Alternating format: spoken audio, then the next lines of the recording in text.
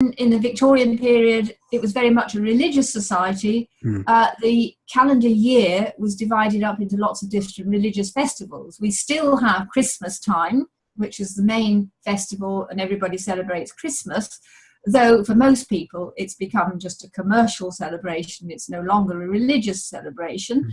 And at Easter time, we still have Easter Day, and we still have it as a holiday. But throughout the rest of the year, where traditionally there were customs like maypole dancing on May Day, and other times of the year, like when there was the harvesting, the villagers would get together. It would be a custom for everybody to go out and reap the harvest and stack the straw and all sorts of things. Whereas those sort of traditions have died out.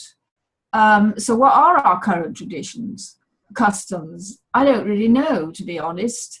But I can say that things have changed. For example, it used to be customary for people to rent their homes. Now everybody wants to buy their own home. So of course it's customary now for people to get huge mortgages in order to be able to buy a home. And then when the income doesn't match the payments on the mortgage, people become unstuck and they can't repay their mortgage things. So they lose their homes and end up... Thanks to the banks. Thanks to the banks. Thanks to the banks lending too much money.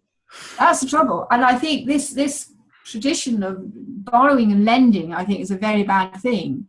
I mean, if you went back to the Middle Ages, to the times of somebody like Henry II in the Middle Ages, lending and borrowing was a crime. Yeah. But nowadays it's normal. But I think it's a pity because I think it's actually destabilizing the economy. Lending, Avril, lending is a good thing. For example, if you're in need of $50 or £50, and if I give you £50 and when you return me £50, that's a good thing. But lending money on interest is evil, and that's what they're doing. And that's what they're doing. That's completely forbidden in every religion, in Jewish, in Christianity, in Islam.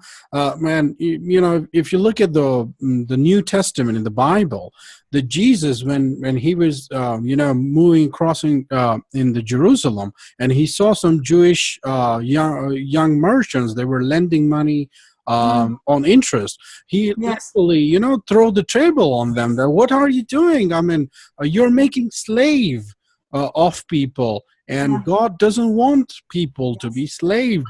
Actually, it might help people on the short term, but in the long term, it actually makes their lives worse. That's what they can't pay back, and then they run into difficulty. And then one of the difficulties now is that we've lost a lot of our council houses, which were built in order that more people could rent a home at affordable rates.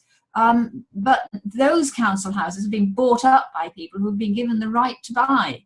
So that when people lose their homes, they have to go on a waiting list to try and get a place to rent from the council.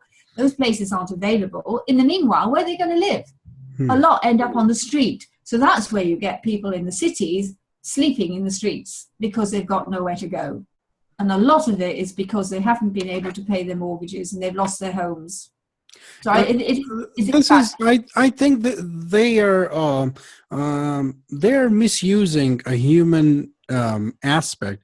I mean, we all are greedy people.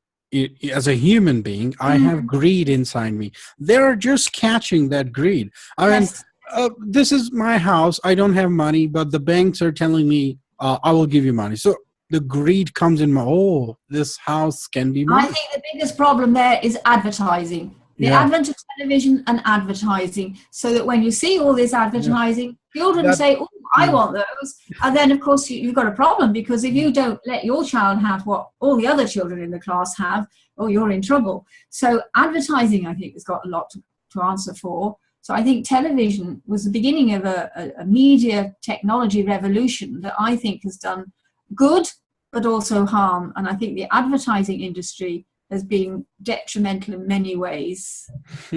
Okay. Who is preserving the rest apart of customary norms and traditions and cultures?